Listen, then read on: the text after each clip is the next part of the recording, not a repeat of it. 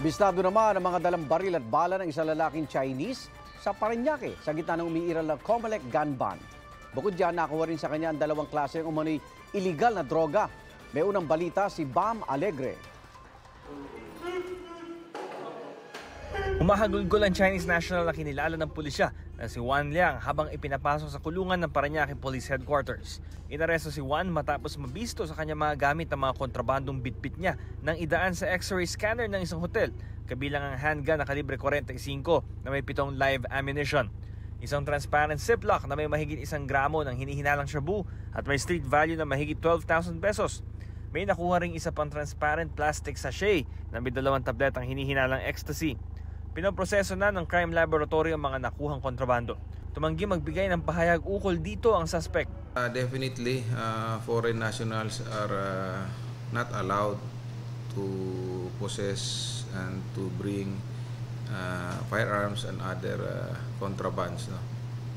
So, alam naman nila siguro yun dahil tayo rin pag pumunta sa ibang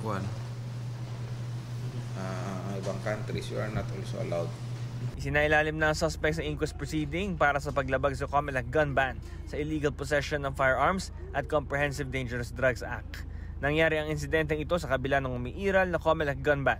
Sa tala ng Philippine National Police, nakapagtala na sila ng 286 gun ban violations simula nang ipatupad ito noong August 28. Sa ngayon kasi election period na tayo, no? Diyan na yung election, yung ating gun ban. So only those authorized security personnel na mayroong paintulot mula sa ating Comelec ang allowed lang magdala ng firearms. Ito ang unang balita, Bam Alegre para sa GMA Integrated News. Igan, mauna ka sa mga balita. Mag-subscribe sa GMA Integrated News sa YouTube.